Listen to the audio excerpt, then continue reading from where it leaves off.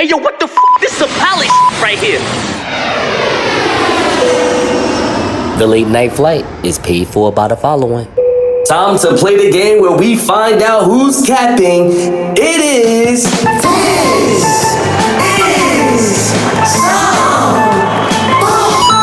This is This is the game where we find out if this is the bullshit. You already know. Nasur Nuru, co-producer Smarts. What's good with you, bro? I'm good, bro. How's everything? How was your weekend? My weekend was all right. I was? Yeah, some bad dates.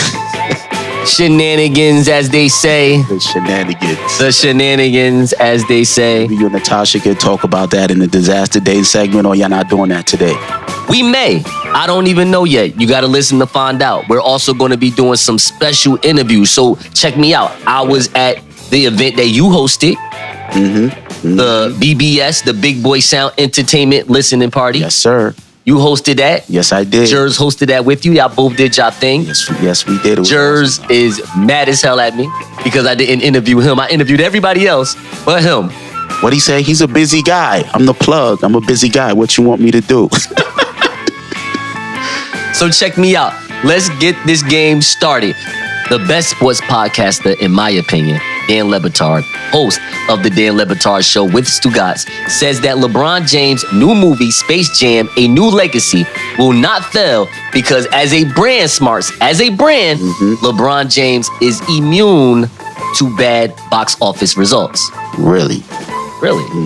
Okay. Smarts, is it the bullshit that LeBron is also immune to not winning 3 straight rings twice the way Jordan did? Huh? I'm just not going to say nothing, but yes. Come on now. I would say more. Yes. But I respect everything that LeBron James is doing for the community. So I'm just going to say, yeah, that's the bullshit. Win 3 in a row, please, so we can really, really appreciate you, my guy. Stop disappearing. All right, here go the next one right here, Smarts. Greatest femc ever, and femc who may lose that title to Cardi B in the next 6 months, Nicki Minaj, is not only married to former jailbird Kenneth Perry, but they also have a son named Papa Bear, a name that the Minajs use to keep the baby's name private. Okay. Privacy, huh? Sounds like Drake is the father, if you ask me. All right? Because let me tell you something. Nobody has maternal responsibilities the way Drake will. Nobody. Wow. Nobody. Smarts, I ask you, is this the bullshit that a sex offender can marry Rap's residential Barbie while I, a non-sex offender with a degree in communications, by the way, who is handsome, by the way, who got bars, by the way, who's employed, by the way, who has their own place, by the way, who has the fastest rising podcast and podcast infotainment, by the way, can't even get a date from an inspiring femc from Newark, New Jersey, who is a supervisor at the local Walgreens down the street on Bergen. Wow. Savagery. Oh,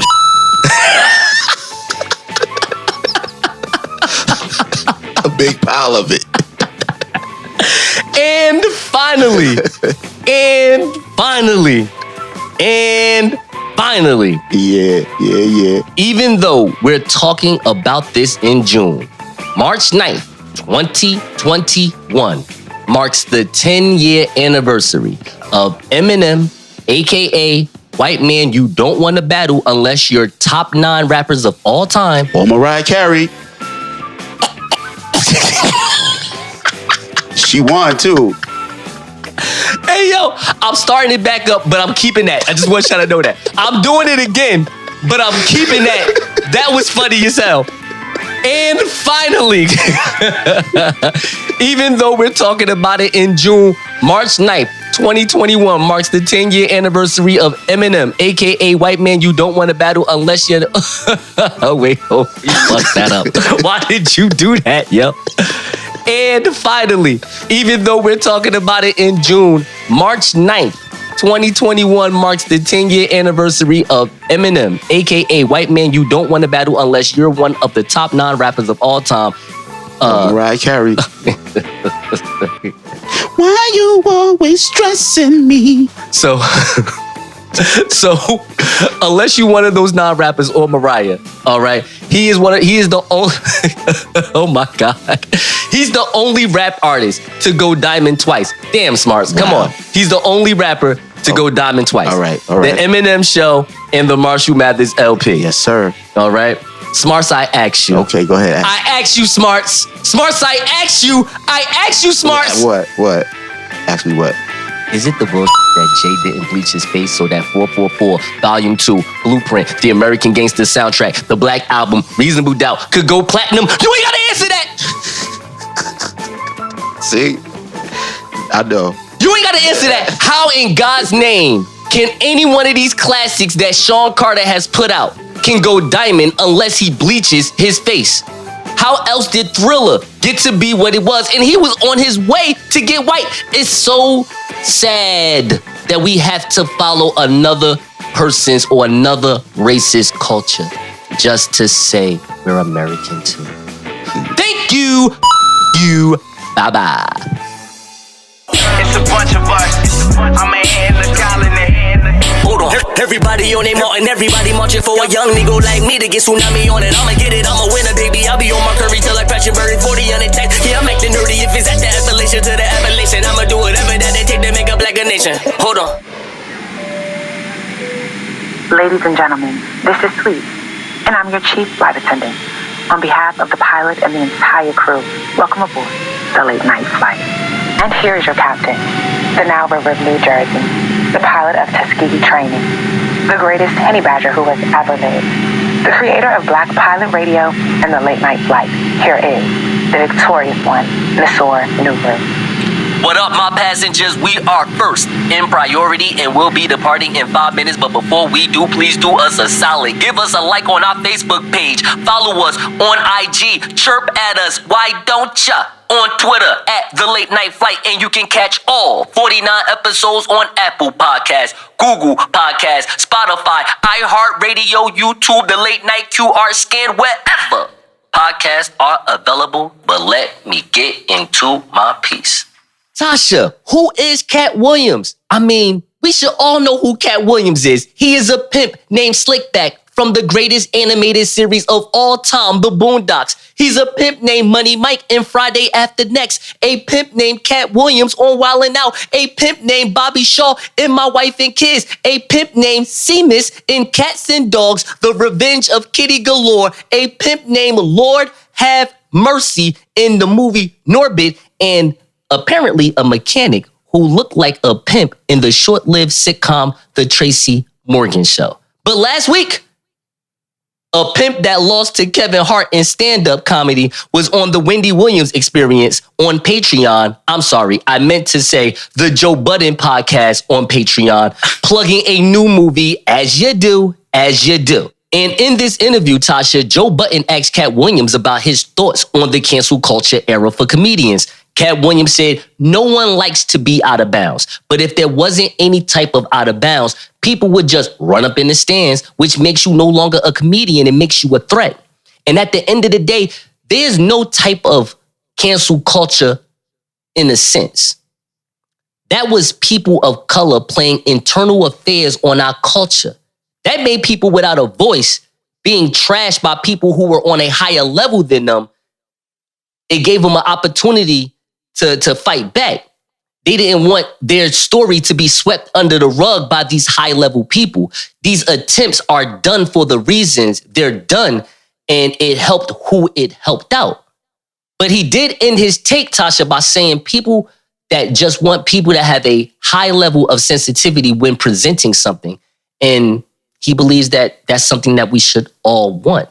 So this got me thinking, Tasha, before I even get into my thoughts and my opinions on the things that Katt Williams said, I wanted to ask you a few questions. Let me ask you the first one, because I'm not necessarily on social media like that. I don't know what's going on. I read the news. I watch the news. They say this person got canceled. This person got canceled. That person got canceled. And I just move on with my day. But I will say this. When they tried to cancel Dave Chappelle over his jokes, I wasn't having it. So let me ask you this question, Tasha. Is Black Twitter Black America's version of cancel culture? It definitely is. the Black version of the cancel culture.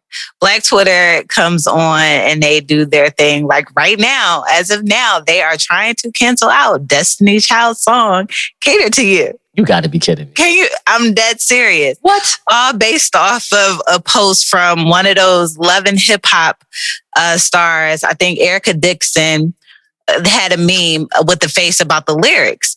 So based off of the lyrics of Cater to You, there are more slave reference to the lyrics. How? I don't know, but it's referring to some slave references. Do you know any bar? Do you know any bar of the song? I have that for you. Okay. So in the article that I did read, it was saying they, started with the lyrics, "Baby, I see you working hard. I want to let you know I'm proud. Let you know that I admire you. I admire what you do. The more if I need to reassure you, my life would be purposeless without you." And that's the lyric. My life would be purposeless without you. That's where the issue is. Hold on. So this sounds like what Katt Williams was talking about just now. So here is a low-level person, no disrespect to Miss Dixon, but she's not on the level of probably at least 4 of the Destiny's Child. Not even near Michelle or even the ones that they canceled off. That's what I'm saying. Like you're not on any of these young ladies' level. You know what I mean? That's Lil Scrappy's baby mom, if you didn't know. Because I know you don't know. That's why I'm trying to help you out. That's baby mom. That's his first baby mom. Oh, I don't even want to talk. I don't even want to do that. First of all, your baby father, Lil Scrappy. Lil Scrappy hasn't put out a hit since 2005. We're not even going to get into Lil Scrappy. Like, go ahead with Lil Scrappy. Yes. So that's his BM. But hear me out, though. So here is a person that's not on the same level as Destiny's Child, and she's trying to put something out there to try to cancel a group that technically is no longer existing. So as long as Beyonce is alive, Destiny's Child is alive and well. I shouldn't even said that. I'm sorry, Beehive, don't hop. Yes, Homecoming, they were there. Yes. Beehive, watch out. I'm just talking in semantics here. I'm sorry, Beehive. They will come swarming. I'll have no problems. I love Destiny's Child. Bills, worse than Black Twitter. Bills, my favorite song. But no, hear me out. So I believe Katt Williams is right in that, as far as cancel culture in that way, as far as Black Twitter just trying to cancel people, and there's some low-level people that's not on the same level as these high-level people, such as a Beyonce, and they're trying to find any reason to cancel them. And besides, hold on, a slave reference to Cater to You? I mean, yes. I didn't know the slave masters was asking Black men and women to fetch them a do-rag. I didn't even know that was happening. Right. And that is in the song, something about a do-rag. But no, I agree with that, because I'm like, how is that a slave reference when we supposed to be supporting our Black men? So when they coming back, I thought we were supposed to cater to our men after a hard day out on the field. I mean, hey, girl, you can get your stuff yourself. You've been out there all day. Here goes my second question for you, Tasha. How successful has this cancel culture named Black Twitter has been, and who have Black Twitter shut down? Okay, so I'm going to say this. And the way I'm saying it is Black Twitter alone, in my eyes, this is my own personal reference and how I feel and how I see it. Black Twitter alone has not canceled out anyone successfully. Now, any other group that has come together along with Black Twitter, yes, because one minute we want to cancel out Kanye West, but y'all buying Yeezys, make it make sense. Then y'all want to cancel out Starbucks. Sorry, I was not on that one because I have to get my Starbucks faithfully. Then the whole Old Navy thing, but y'all still there. Like, we are still there. So let's be real. If we don't come together as a people, Black Twitter will never be successful. Is there anyone or anything you think that Black Twitter should do a better job with trying to cancel?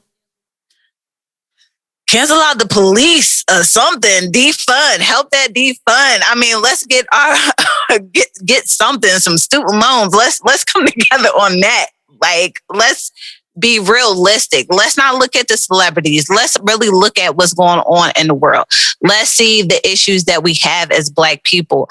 Let's hashtag those on Black Twitter. They're good now. Again, they are good with fishing out things. They are, because the Amy Schmidt thing that they found about her being on the princess of the KKK. I mean, y'all good with fishing, but make things stick. And it's funny that you said that, because all Kimmy Schmidt said was, yo, I didn't even know that it was one of them type of affairs. My bad. And she good. Exactly. You gonna really talk crap about me and my racism with my gay black co-actor right next to me? Are you serious? Like that? Right. That's and that's the thing too. They'll find something that, you know, people make mistakes. Some people don't know. And that's what, like, no, I'm not giving people a pass. Again, this is just me from what I know. Some people aren't knowledgeable with things. So maybe she didn't know that it was, you know, she may have grew up in the Midwest where a lot of things are segregated, and she didn't know what the pageant was for, because when you read the article, it didn't say KKK. It was just a known all-white festival that they had in that area. I say this respectfully about Kimmy Schmidt. As soon as I saw her crawl out that whole episode 1, I said, oh yeah, this woman looked like some Oklahoma Unabomber, redhead, I will kill black people if I had the chance type of woman. I'm just being honest. That's just how she looked. I'm not saying that she's not like that. I've seen plenty of redheads like BBC on Pornhub. I'm just saying. Oh, gosh. I'm just saying. And my last question, though, before we get up out of here and take off, is cancel culture someone's personal righteous or self-righteous plot? Or will it actually make things better in modern times? So, like I said before, it's more self-righteous. Erica Dixon, as an example, you make the post about Destiny's Child song, right?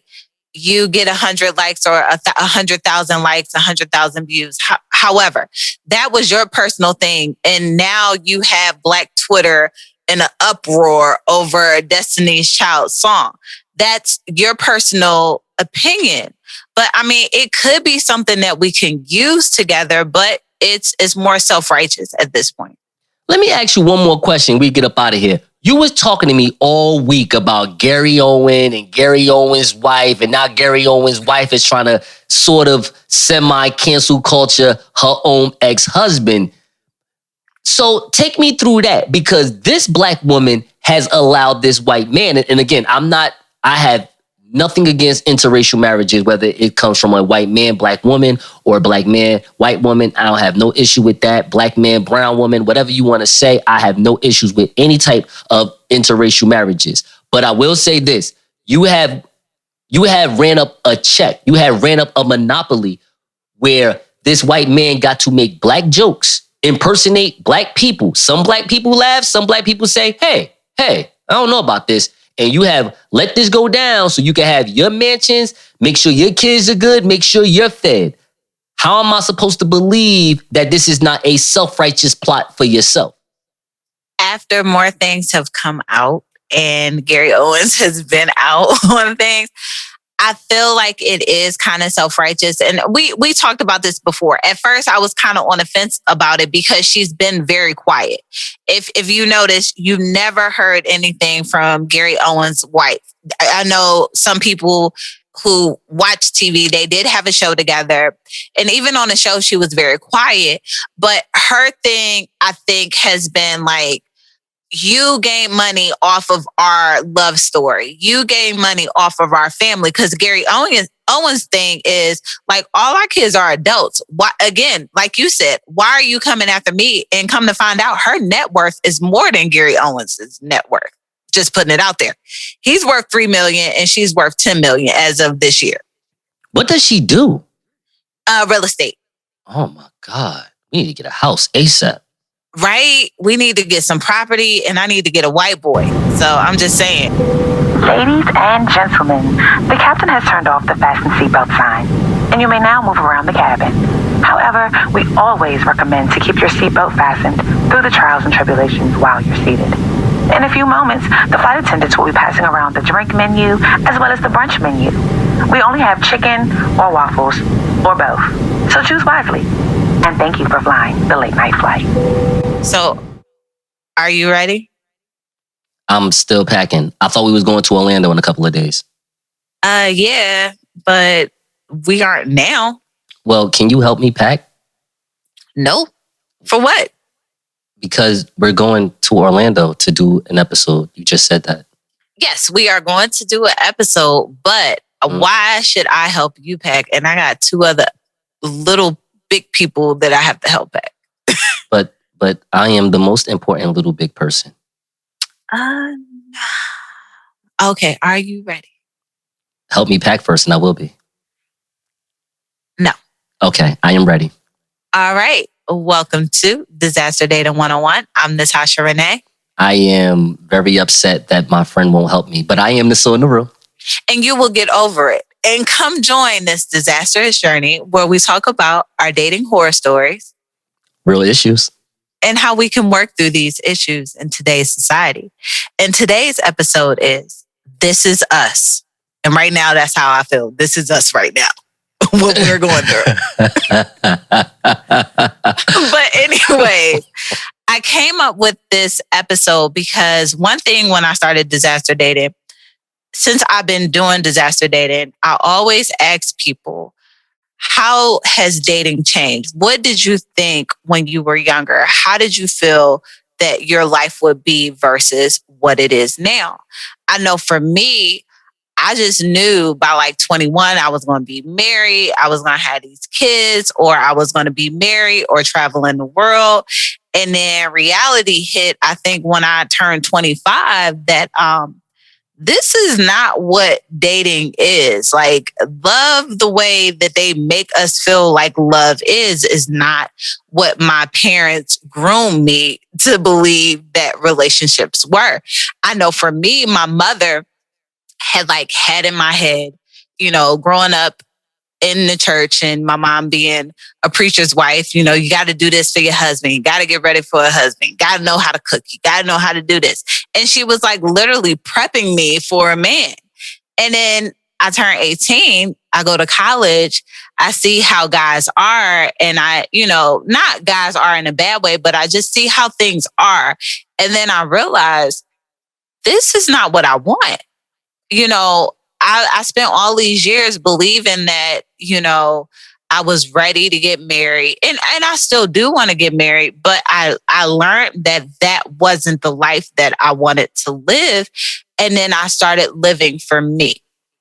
So, Nasor, knowing now in your late 30s, knowing what you thought when you were 18, has dating changed or relationships? And do you view these things differently?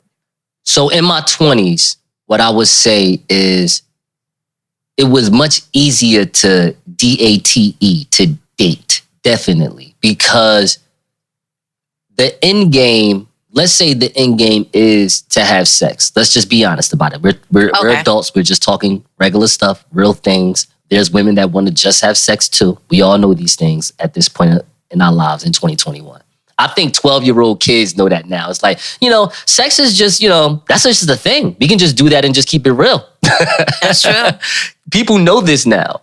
But I would say that the dating scene for me was much easier in my 20s because there wasn't no accountability of what I have or what I don't have. It was basically, do we have a car? Great. Come pick me up and take me to Applebee's. It was very simple. That's true though. I did like a Black love thing and with younger kids. And that was one thing a guy said, like, long as me and my girlfriend can go to Applebee's and go to the grocery store together, I'm happy. Yeah, I'm saying, because you can have sex in the car. You got parents in the house. You don't worry about that stuff. You like, look, we gotta have sex somewhere. But go behind this tree. Yeah, that's a good idea. Great idea. Let's do it. Minus sex, has things changed? In my 30s, I think now in my late 30s is very different because you're dealing with women, and of course I'm talking as a man. So what I'm saying is that I'm meeting women that have, I don't want to say issues, just more of, let's say for instance, I meet a woman that don't want to have intimacy right now because of whatever her past has summed up for her to make her say at this moment of time in her life, yo, you know what? I'm going to try something different with the next man. I'm not going to start with being intimate with him. I'm not going to lean in with my body to make this man want me for the next 2 to 3 months. I'm going to just wait this out. And it's funny because even the shenanigans I'm dealing with right now, where, for instance, a bartender invites me to her place of business to have some food and hang out with her. Now, the best thing about it was she was off work. So fellas, I didn't have to tip her. All right. So I don't even feel used. I'm like, okay, this is fine. This woman does not want to be in an intimate occurrence as of yet, even though she has kissed on me and has shown that if we were in a setting where she got to come to my apartment by herself, me and her, things would have happened. But again, you tell me all this. But I'm listening. Hold on. But the thing is that I'm respecting what she wants to do. Here's the issue with it all. Because she wants to keep a strong stance of what she wants in her life, now she has to be cold about it. All right, time is up. I'll see you later. Peace. It's like, what? You just told me how much you wanted me and this and that. Blase, blah. And now it's just cold because she feels as though she has to be in order to show that she doesn't want intimacy. So go ahead. I'm sorry. I'm so sorry to cut you off because I'm so happy that you brought that up. Even though I didn't want things to go that way, I'm so happy that you brought this up because this is a good topic because I understand as a woman how she feels. So here's another question. But why be cold about it? I mean, that's exactly where I'm going. Oh, okay. Because I feel like we have to be cold because, and this is just my opinion. Okay. Based off of me doing, I've been in that position where I've done that because it is times where as women, it's like, okay, I'm dating this guy. It's not getting nowhere, but we slept together. I dated this guy. It's not going nowhere, but we slept together. You know what? Let me take a pause on that part. Right. And let me try to get to know these guys. But I feel like from my experience, when you're open about that to a guy and you're letting them know, hey, this is not what I'm doing, whatever, and you still try to be nice, you still try to be intimate without being sexual, you still try to be comforting, they take it so left that you have to have that cold presence sometimes. But if that hasn't been shown on the man's end, in this then case, that's a different story. That's what I'm saying. So I get where you're going with that because that's a very 40-year-old virgin way of looking at it where, okay, you're saying I don't want intimacy. So when a man is mad that he's not getting that intimacy from you, you as a woman, you can be like, well, you know what? I ain't got to deal with this man no more. He's not listening. That's true. Okay, so for instance, I go to this place of work residence. I said work residence. This place of work. Place of business. Place of business for my homegirl. Thank you. And she says to me, yo, watch my bag. I'll be right back. I'm about to go out and take a smoke. And I'm like, okay. And I'm in her vicinity, like the vicinity that she told me to guard for 45 minutes. Unattended. She's not even around me anymore. Hold on. This is the same person that invited you. Yes. Hold on. You did not. Okay. Now this all makes you, how you going to lead us out? And now I know the whole story. I like to do things like that. I like to do things like that. So she tells me, and she was drunk as hell because we had some Casamigos. And by the way, I'm going to just give her some points. She paid I did pay for the second round, but she paid for the first round. So for the fellas, I want you to know, I don't feel like this sister is using me. Any of that. I think that she wants to be strong in what she believes in. And that's all good for me because I'm not here to say, yo, you got to have sex with me. I'm just here to spend time with you. Why you invite me to your place of work, hang out, have fun with you, and then you have me there for 4 hours just chilling with you, then tell me to go, like, because I left. I'm like, yo, I'm out. I got some things to do at Multiverse. She like, yo, you really not coming back? I said, I may come back, but I don't think I'm coming back. Come back. No, I want you to come back. All right, so you know what I did in 40 minutes? I came back. I come back only to find myself watching her bag while she go out and take a smoke for the last 40 to 45 minutes of the party. I don't even see her. And then when it's over, guess what she says to me? She's like, yo, well, you know, it's over. I guess I'm on my way home. I'll see you later. That was it. Would you go out with her again? I don't know. The sad part about it is I am, as a single man, I'm willing to just give people a shot. I'm willing to give women a shot. I don't want to be cold and be like, yo, I don't believe you just disrespected me and wasted my time like that. hey, you know what? Maybe in her mind, because she's so single and she's not looking for intimacy, it's like whatever that she wants to do is in her right. And I want her to know that she's right to do that. But at the same time, that doesn't mean you got to crush my feelings in the meantime. And if you don't care about my feelings, then you don't like me. But she doesn't say these things. She make it seem like she is interested. But I think that she's playing off of the fact that maybe she thinks that I like her more. And I think that's where that's coming from, where for my ego, I don't like that. Because don't think that I like you more than you like me just because I'm letting you know what I think of you, because I'm just an honest person. I have no problem with addressing you the next day, whether I know I'm going to date you the next day or not. I just need you to know the stance that I have, and then I can move forward as my own man. That's just me personally, though. Got you. I mean, give it a chance. See if she do some mess like that again. I say leave it, let it be. We're about to get to our next destination, but before we do, we strongly recommend to drink responsibly and pass that bong to me. You feel me? I got bars. Oh, and give us a follow on Instagram at The Late Night Flight. And give us a like on Facebook, The Late Night Flight. And thank you for flying The Late Night Flight. Hey, yo, Nick. Yo, this episode right here? Yeah, man. It's the one for me. That BBS listening party. That behind the scenes footage, that audio, you know what I mean? That new podcast equipment we at the Multiverse Studios just cop. Yeah, man, this is everything for me right here, bro. But next time you come to my listening party, you do some interviews with my artists, yeah, you better make sure you interview me, bro. How you gonna come to my joint and not interview me? But anyway, man, yo, this episode right here, this Late Night Flight podcast episode right here, this the one, man. BBS. Welcome back to the Late Night Flight. You are live. Natasha, Renee, Nasua, Nuru, Tasha, our homeboy Jerz, a.k.a. Teddy Bear. You better stop calling him Teddy Bear out loud. I told you about this. His wife is watching and listening to the show. I'm sorry, ma'am. Won't do it again. You don't want to smoke with her. She is a Haitian. Oh, no, I don't want no smoke. I'm so sorry, Mrs. Teddy Bear. I will not do it again. So anyway, continue. As I was rudely interrupted by infidelity, we were at the BBS listening party over here at Multiverse Studios in East Orange, New Jersey. And I had one hell of a time. Smarts hosted. Hold on, wait. Where was my invite? Where was it? That's what I was going to ask you about that, but you didn't come up. What happened? Nobody told me about this. Smarts didn't tell you. Nothing. There ain't nothing in my DM. Jerz ain't tell you.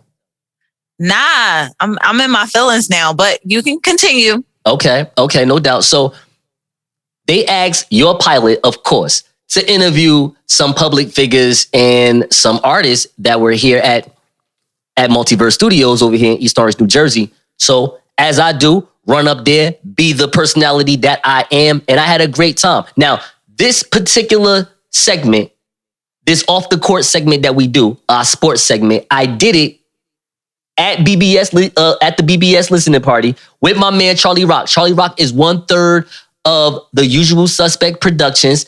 That is with my man Smarts. They co-producer Smarts, of course, and Justo. Shout out to both of them. So I wanted to play that real fast. Let everybody hear what we think about the Knicks and LeBron and all the things that's just going on in the NBA playoffs, and also gambling, because we do gamble. So check that out. We are live at the BBS listening party at Multiverse Studios. I have 1/3 of one of the best production companies in the tri-state area right now, the Usual Suspect Productions. I got Charlie Rock. Charlie Rock, what up? It's Charlie Rock. What's poppin'? What's poppin' with you? Ain't man, I'm here. You know how to go show some love? So look, hit me out. We're going to start doing like an off-the-court segment soon. Okay. So we're going to just start like betting on games, telling America like, yo, this is the spread, and this is how you should be working this spread. Well, I'm already a degenerate, so if we talking about betting, I've been betting. So if you talking about losing money or winning money, I do a little bit of both. So, you know, this ain't nothing new for me. All right, let me ask you a question about that. So when you lose money, like how does that go? What's the sequence of events? Are you like hitting somebody? Are you hitting a brick wall? Like how does it go? Are you cursing somebody out of the corner store? I usually break a lot of but I pay my debts. I know a lot of lost a lot of jewelry and a lot of body parts for not paying their debts. But I pay my debts, you know. But it's listen, as a betting man, you know, you gotta know your Right. Otherwise, you out here wasting money. You know what I'm Absolutely. saying? Did you waste your money at the Knicks game when you was there when I saw that? Oh, word, that's what we doing. No, I'm just asking that questions. hurt my heart. No, listen, man. I want the Knicks to win. I really want the Nets to win, but I want the Knicks to win. I'm just saying. Listen, I don't care how good Brooklyn is. This is a New York. If you in Jersey, by default, you should be rooting for the Knicks. Okay. Brooklyn took the Nets from y'all. That's not cool. No, listen. So root for the did Knicks. And as a short gangster, that's gangster. I ain't mad at that. Shout out to all my New Jerseyans. I'm from the Bronx, so I'm by default a Knicks fan. Listen, it was a great season. Yes. I can't complain. They actually overachieved. They should. You know, people had to win the 20 games this year. So for them to actually be the 4th seed in the East is a very big deal. What do you think about the Knicks calling Damian Lillard today? Listen, and like, yo, we trying to get you, bro.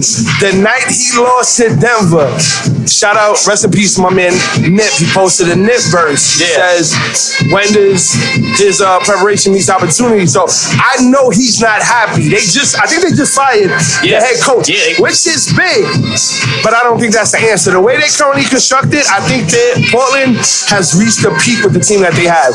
I don't think they can go any further. I think with the Knicks, there's a lot of upside. He has a big man in Julius Randle who can defer and let him be the number 1 option. And Julius can be a great number 2. Mitchell Robinson to be back next year. He has RJ, who's only 20 years old. I like RJ. Second, great player. Yeah. And backup, he got Emmanuel Quickly. I like him too. I like him too. Now, if we can keep him, Alex Burst, we got something brewing. So I think it was a brave move, but I'm glad the Knicks called him out. Hopefully he listens. What do you think? Where do you see the Knicks going next season? Do you see them as a 4th seed again, or where you going? So here's the thing. The Knicks won't catch nobody by surprise next year. Right. This year was a lot like, okay, they're on a run. We expect them to go on a losing streak. New York pulled the mixtape back out next year. They're like, it's about to come back. Let's go. Right. Listen, the last time we seen the championship was in the 70s. Yeah. I wasn't born. So, and the last time we was in the playoffs, I believe it was 8-9 years ago. That's with Melo and Kid and them. So they won't surprise anybody. It's about how do they use this as a building block for next year. Yeah. So if they can actually build off of this, it's going to be a little bit more struggles because teams now know how to prepare for them. They know that Julius Randle is the first option. You know, they know RJ, what RJ could do quickly. You know, there's no expectations on him.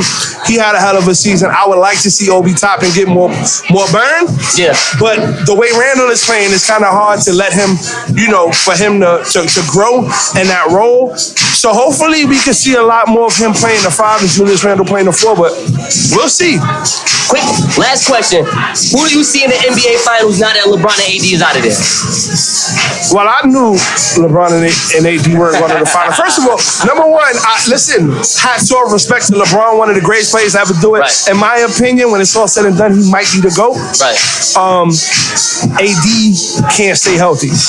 The biggest issue. I don't care how great of a big man he is. If you can't stay on the floor, you can't be productive. He's a liability. No conversation That's about like that. having a worker who's a great worker that never shows up to work. It don't make sense. So they need to build around LeBron and get him some durable pieces. Because LeBron is on the tail end of his career. He's on a decline. Anthony Davis, I would say, is at his peak. But this kid if he can't be durable, they can't win anything. So who you see coming out the West? That's a good question, man. It's gonna be tough. I can't even say the Clippers now because they about to go to Game 7. I don't know. I would. Denver looks tough. I think Utah's probably gonna be the toughest team. I like Donovan Mitchell, man. Donovan Mitchell, he's proven all year. They've been shitting on him all year. All year. I think the addition of Mike Conley was a real big pickup. Rudy Gobert and all the other players they got over there. Joe Ingles, really big pieces. Great team. Oh, and we can't forget Jordan Clarkson, six man of the year. 6 man of the year. He got one job: come in and shoot. That's all you got to do. That's all you got to do. It took him like 7 years to really get his role down pat, well, but that's what's up. That's because the Lakers fucked him up. You know, if you don't know, Kyle Kuzma's sleeping with Jeannie Buss. That's why he ain't get traded. Right. But you know, he got on a good team. Those players at that time that left that team, Lonzo Ball went on to play better in New Orleans. Look at what Julius Randle is doing. Look what Clarkson is doing. So, what about the East? Is it just Brooklyn? Yes, it is. Brooklyn won, but I'ma say I like Milwaukee, bro. Even though they just lost I tonight. think they about to play next round, right? No, they just had the first game was today. They played already? First game, they lost. They lost by 7. Milwaukee lost by 7. They might get swept. I don't know, man. We gonna see. Look, listen. Brooklyn is probably the favorite to win in the NBA, and then after that, I would say Utah Jazz maybe, and then maybe a toss up between like Milwaukee, Philly, maybe Denver. But as of right now, Brooklyn is the top team. One last question before I get you out of here, rather. Is there any player that in the NBA that does not have a ring that you like in your mind, you root for, like, yo, I really do hope you get a ring, whether you a Knick or not? Any player on the Knicks, that's number one.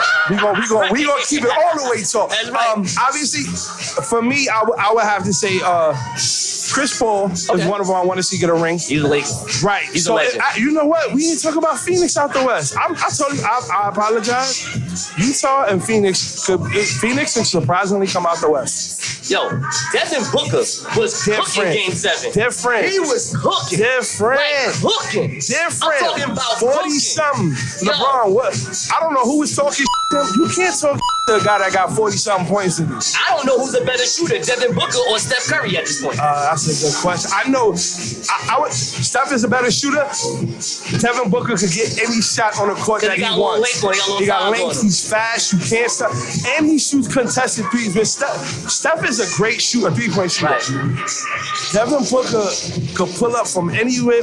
He's a guard version of Durant. In my opinion, he's the best shooter John Calipari ever had in his life.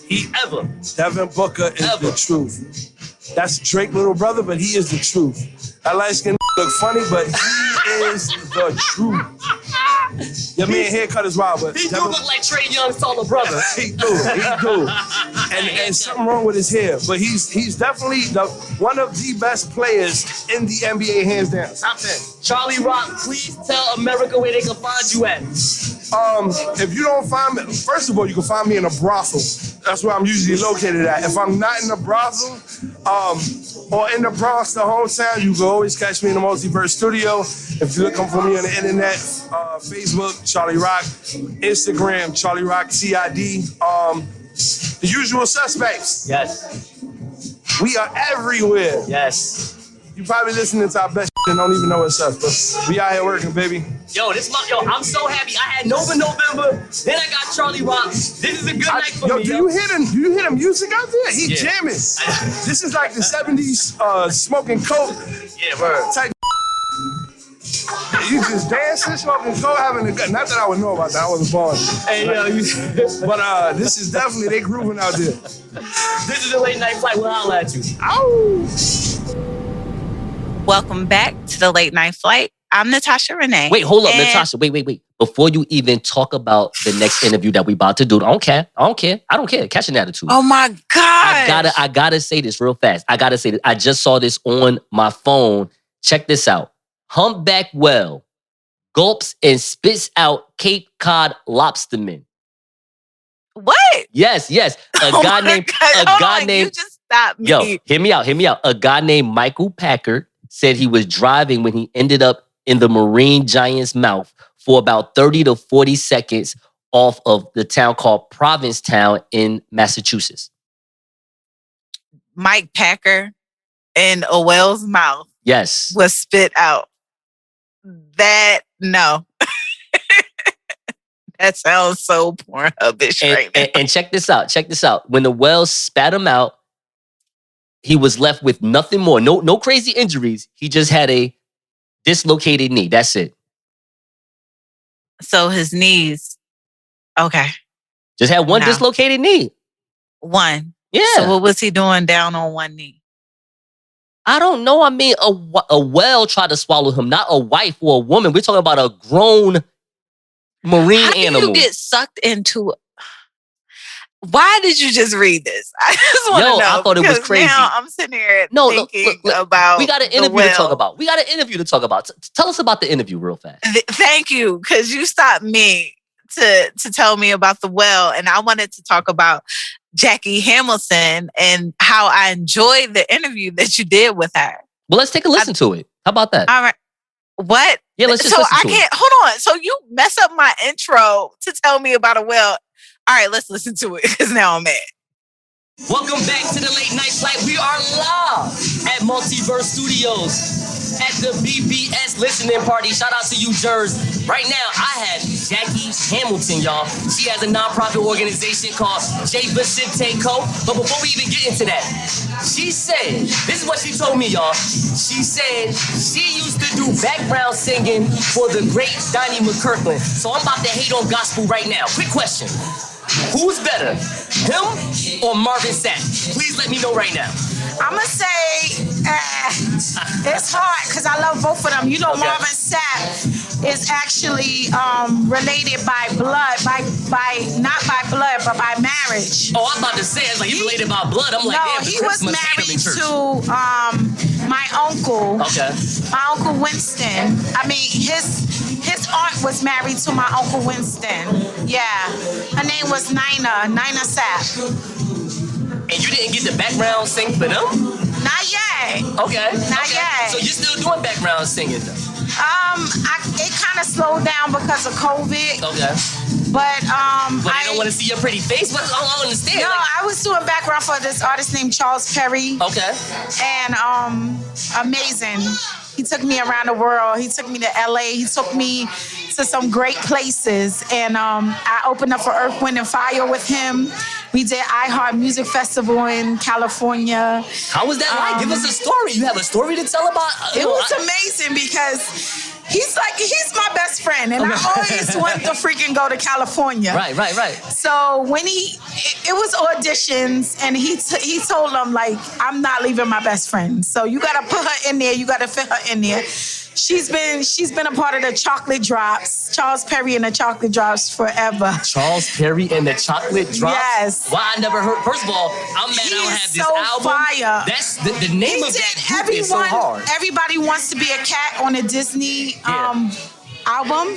That's my best friend, Charles Perry. What? Yeah, so I got to experience some good things. Also with my brother, Courtney Bradley. He's actually now Bishop Courtney Bradley. He was the lead singer of Men of Vision back in the days. Let me be a housekeeper girl. But he didn't actually sign with Teddy Riley because he wanted to do gospel, the church, and the Lord. Right, that's nothing wrong with that. That's right. You know, so he stayed that direction. Now he's blossoming in the Lord, and it's amazing. That's amazing. But he's the one that gave me my musical background as well. Like, I did background with Donnie McKirkland with him. Yeah.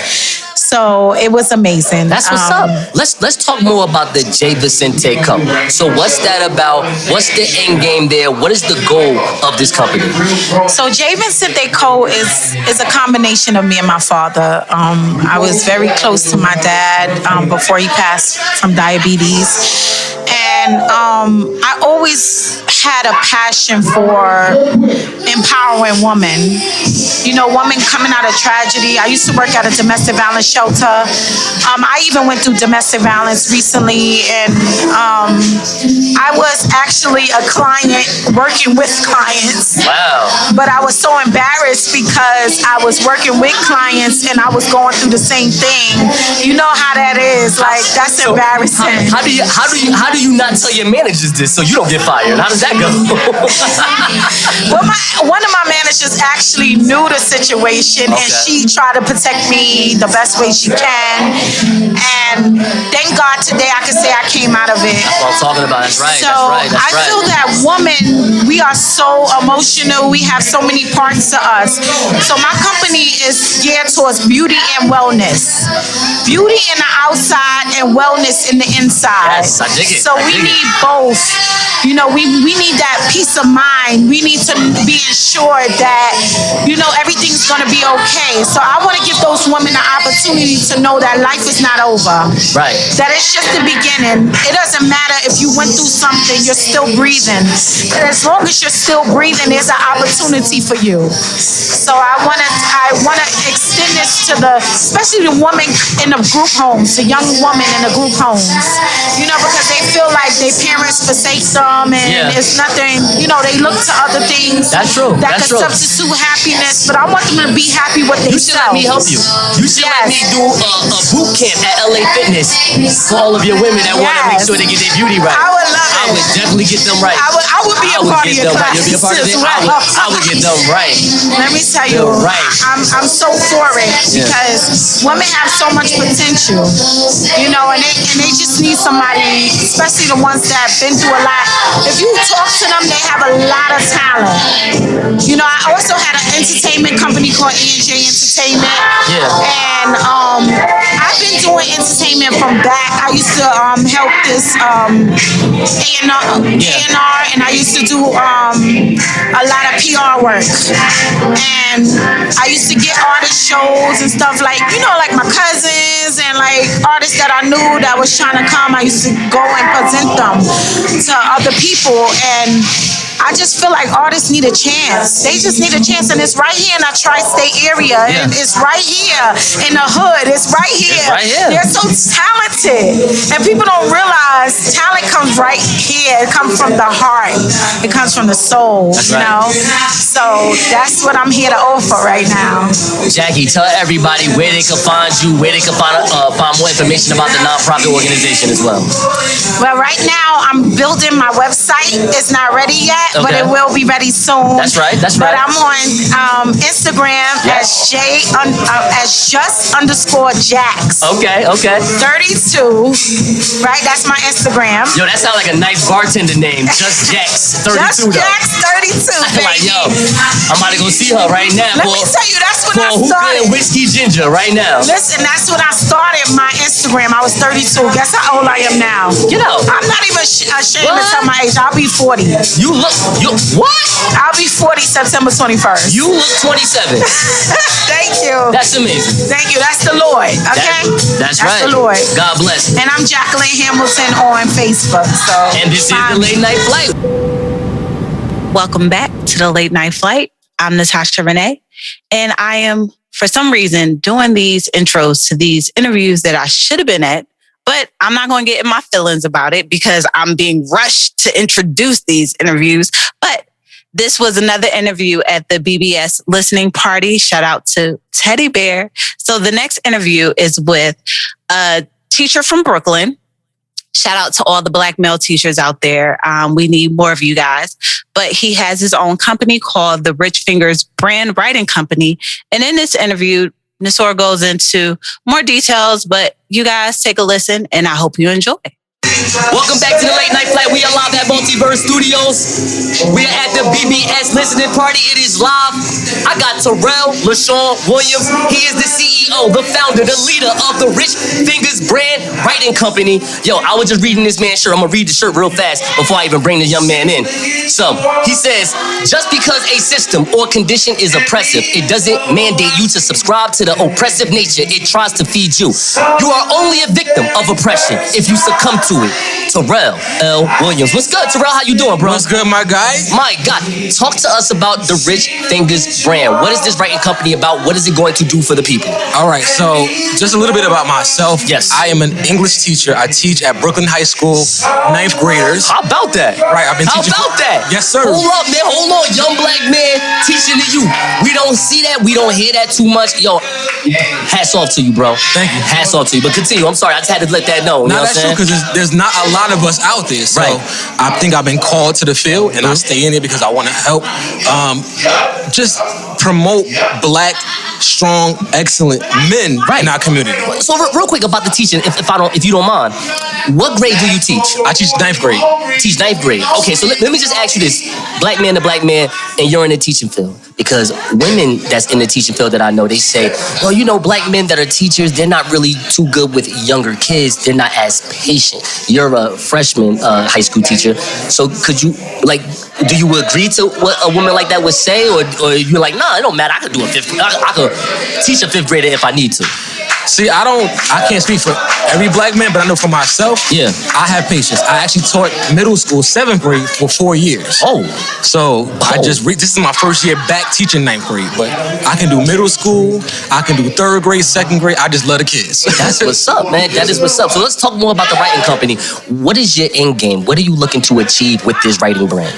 So what I would like to do is I want to make sure that our Black and brown voices are heard. Yeah. I think if you look into a lot of bookstores, if you look online, online, if you look into a lot of curriculum that we have in our education system, there's not a lot of Black culturally relevant content for our brand. That's right. So I want to make sure that our voices are heard. I also want to make sure that people that want to tell their stories but are afraid to tell their stories because they don't know how to write, or they may feel like their grammar is not proper and all that other kind of stuff. I want to make sure that I'm there to support them and push their voices out there. That's what's up. That's what's up. Is it any, I don't want to say important or celebrity people, but there has been someone that maybe some other people that's on Instagram or social media may know about that you have been able to work with so far through your writing company? Not as of yet. Okay. However, I do plan to work with the biggest and the best. That's right. Because we are richfingersbrand.com. We are going to make some big noise in our community. Now, in particular, with the writing brand, I know I asked you about the end game, but what is it that you do on the day-to-day operations with the writing brand? So if I wanted to call you up, it's like, hey, I need your assistance, Terrell. What is it that you can do for me? What's the service that you're providing? Okay, so I've done anything from editing books, ghostwriting. If you don't want to write the book, you want someone to write it for you, I can write the book for you. Just send me all your content. You do an outline. You send me voice recordings, and I write it for you. So you're telling me I have a redemption story, right? About this young Black man who started working at Nonfiction Radio and told Ray Swag and everybody at Nonfiction Radio, get the F out my face. I'm going to buy my own stuff and create the Late Night Flight and make a book about it called Black Pilot Radio. You telling me you can help me with that? I can help you write that, my guy. Okay. Within 4 to 6 months, I got you. Turnaround time. Terrell, tell everybody where they can find you at, all the handles that you have. We want the world to know about you, bro. All right, so once again, not just only those type of books, but if you want to do self-help books, poetry books, children's books, plays, stage plays, anything creative writing, I got you. TheRichFingersBrand.com. TheRichFingersBrand.com. That is this is what I'm talking about here. Terrell L. Williams, Nasur Nuru, The Late Night Flight, The Rich Fingers Brand. Check us out. You already know. We'll see you soon. Thank you. Appreciate it. Welcome back to the Late Night Flight. I'm Natasha Renee, and we are continuing with these interviews and these intros that I have to do, that I'm being forced to do. But Nasur, I do have a question before I even get into this intro this interview. What's up, my pilot? pilot? What was going on? Because it sounded like y'all was getting a little too close. This sounded like y'all was trying to get to know each other versus an interview. Okay, well, I mean, things can happen. Sparks can fly. I mean, she's an attractive woman. I'm an attractive man. Attraction. Things happen. I mean, I wish I was there to see her. But anyways, let me introduce Miss Ebony Amazon, who is the host of the At This Point podcast. Also, you guys, make sure you check her out on her IG page. And please follow her because she has a live ladies' night on IG. Check this interview out. New rule, and I have this Amazon. She is the one. She is the host of the At This Point podcast. She is Ebony, the Amazon. What's up? How you doing? I'm good. How are you? I ain't gonna lie to you. Like, I love your size, your complexion, your eyes. You look like Vince McMahon should give you the WWE Women's Championship right now. Like you could just body slam something. No, you look strong, but good strong. Not no like overweight BS. Like you look like, yo, I will slam you and make you some biscuits. You better slow it down. Oh, with bacon and eggs? Oh, I would love little cheese. Do you make your eggs first or your bacon? Listen, I don't know you like that, but I'll be there in the morning. Talk to us about the At This Point podcast. What is it about? And what's the end game with that podcast? What are you looking to do with it? Got you. So the At This Point podcast, we talk about upcoming events and current events and everything. We talk about everything basically. We talk about from politics to Nork news to work news to how we feel, my dating life, which is sucky. So we're not even going to get into that right now. Oh, they love to talk about my dating life. How is your dating life, if you don't mind me asking? It's horrible. Wow, why is your dating life horrible? Because I don't know how to really express my emotions, so they come and go. They don't like me. They feel like I'm not easy to deal with. So I suck at dating. Like, horrible. It's really bad. Well, maybe that's just more time for you to work on yourself, work on the things that you want to work. But I've been working on myself. No, I'm just saying. look, my thing is this. Some people say, yo, are you an introvert? Are you an introvert? And I'm like, no. First of all, I'm not alone. I'm just on top. Oh, I don't gotta hang out with some of y'all like I used to anymore because y'all ain't about nothing. No disrespect. Respectfully. Yeah. Respectfully, yeah. They're not about nothing. It's the truth. So that's probably where you at right now. It's not like your dating life is horrible. It's just more like, look, some of these dudes you meet, they not really on your level. Right. You just giving them a shot. And I meet a lot of dudes. That's what I'm saying. But it's just not working for me. And I'm just trying to get myself together spiritually and emotionally. I have a daughter. Do you think I'm attractive? I think you're very attractive. Let me tell you something. I don't get dates. You're lying. I'm not lying. So no gym dates.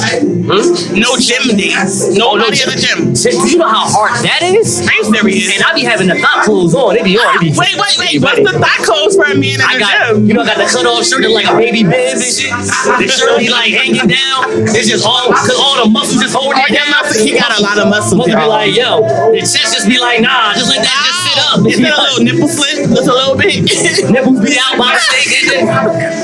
Women be like, yo, this guy crazy. I be done with the workout like, yo, I really wish one of these women would touch my nipples right now. I shouldn't say that out loud, but we're just talking. We're just talking. And I do have a live that I do on Instagram Live, Ebony's Ladies Night Live. Yeah. It's a free space. We talk about everything. Oh, yeah. We talk about everything. Can you find this podcast on OnlyFans? I should do it. I had signed up for OnlyFans. You should do that. I signed up for OnlyFans. You had? But I got scared. Yo, I'm telling you should have your podcast on OnlyFans. Right? Think about it. You're already an attractive woman. If you go in there with like a bikini on and just be like, yeah, check out my podcast. I can't wear a bikini. Huh? I got a fupa. Oh, you got a fupa?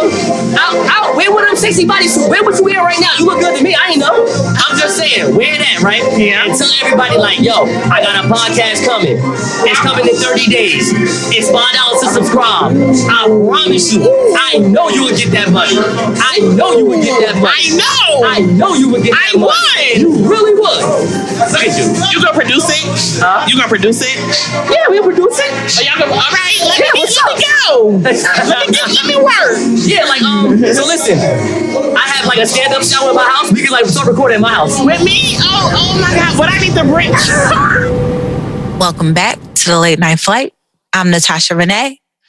Smarts, I think we need to talk co-producer Smarts because I don't feel that this was fair that I'm doing these intros and yet I was not invited to this function. Because I really wanted to interview Mr. Nova November. We had him on recently playing his music, and yet I do not know these people, but I really enjoyed it. I really enjoy his music. Shout out to Mr. Nova November. Please follow me, sir, because I see all the follows that you have. But I enjoy this. I'm having fun. I love you guys. Take a listen. Welcome back to the Late Night Flight. We are live at the BBS listening party at Multiverse Studios. Not only do I have one of the dopest artists that the Usual Suspect Productions had, all right? But he also took my name. What's that about? Anyway, real no, this is Nova November. This is my man. I remember him when we was in New York together. I first met him, and we just started talking about how Drake is not as good as he thought. And this man had this sour face for 15 minutes, like, y'all. Artist of the decade. Hey, yo. No. Artist of the decade. No, what's up, yo? Listen, man. Listen, I'm happy to even be on here. You know, it's kind of dope. Super dope. We in the middle of the party doing this, so you know, it's a super live home. Man, listen, man. We here. We here. This thing out. You already been on like 4 episodes already with your music. You know what I'm saying? I love your freestyle. Thank you, what made bro. you do those freesteals and like just have that trending? Because you be having like 2, 3, 4,000 views on it. It be crazy. Honestly, bro, like I love creating music, and I honestly feel like I ever got to a space where I'm able to show people how good I was, not just because of the music that I write, but also how I can get on other people's joint and show people my talent. So definitely that's one of my greatest achievements right now. It's really, and I try to drop a cover every day as much as possible just to give people content, because I know people love to see content. You know how that go. No, I'm gonna be honest with you. One thing I like about you is just your natural vibe. Like you just come with energy. How do Charlie Rock and Smarts and Justo, 3 of the head honchos of the Usual Suspect Productions. How do y'all chemistry mix? Like, how does that go? Because your energy is up. Charlie Rock energy mega up. Like, that's yo, that he wake me up when I see him. So how does that go? Like, I think honestly, like, the greatest thing is to have 3 different producers who sound totally dope separately. So when they come together, the chemistry is so amazing, right? Yeah. And I feel like with them, it's like they know the kind of vibe that I want. Each one of them got different vibes. And it keeps me creative. It keeps my pen running. It keeps all my joints running. We've been creating a lot of records these past 2 days, so we have been in the studio writing a lot of music. So we try to make more and more as possible. But we got a lot of joints, bro. Like a lot of joints. They just super creative. So I love creative people, and they give me that vibe. Sometimes I might be in a crazy ass writer's block, and they bring me right back. You know what I'm saying? So definitely. I'm not even gonna lie to you. I am so biased on this one song that you just recorded, and you gotta talk about it right now. All I know is be like, I be like, yo, I be ready. I be ready when I hear that song. I can't wait till it get released. Just tell America about the song, the name of it, what it's about, all about. Love that. So definitely, it's like a record that we're working on. We got a bunch of names for it, but the real name that we got for it is Still Percentage. Definitely produced by all the usual suspects. It's been super dope. They spots in the studio trying to create a good vibe. Vibe that he created was so dope. To me, it gave me like a basketball feel. You know what I'm saying? It gave me like that 30 for 30 feel. So a lot of my freestyle series score 30 for 30. A lot of my fans be saying 30 for 30 all the time. So it's just me compared to basketball because I feel like music is like basketball. I feel like when I hear that song, I want to DM it to LeBron. Maybe he would have won. Yeah. Maybe he would have beat the Suns. Crazy one, Ronnie. Listen, ESPN want to get it, man. Tell ESPN we on the ready right now, letting them know. Now listen, bro. If you need the record, you didn't play it on your halftime, whatever you need to play, we got the record, bro. So come holler at us. Bro, my last question, but I just want you to know, like, yo, bro, I love you and you're gonna be on this show so much more, so I'm not even worried. But I do have my last question. You have over 15,000 followers on Instagram. Yes. How in God's name did you do that? Honestly, it's one of the covers, like, keep it consistent. I think that my sound is very unique. I want people to learn what I sound like and get accustomed to my sound, just to learn my lifestyle, who I am as an artist. And I just been giving people great content. I feel like I've been keeping a lot of my music to myself. I wanted to give people as much great content as I am, so I've been dropping a lot of records. A lot of the fans been really engaged with my material, so definitely, bro, staying super consistent. Stay trying to put out music and just give people new vibes every single time, because I feel like my fans is all, so I give them everything I can. So thank y'all to all 15, 20K that's right now following me right now, sharing my music. I love y'all, man, for real. November, you already know what's going on. That is November. Please check this man out. And so as long as I have a podcast, you're going to hear him. Let's go. All right, just letting you know, he was on episode 44, episode 45, 47, not 47, but he's going to be on 48. You know what I'm saying? 49, 50, it don't matter. Let's go. He's on there. Everything. One of the best artists, I ain't even going to lie to you, just like as an all-around artist, man, you're one of the better independent artists I've ever heard. So I give you the stamp of approval. You can have my name. I'm not even mad at you. Thank you.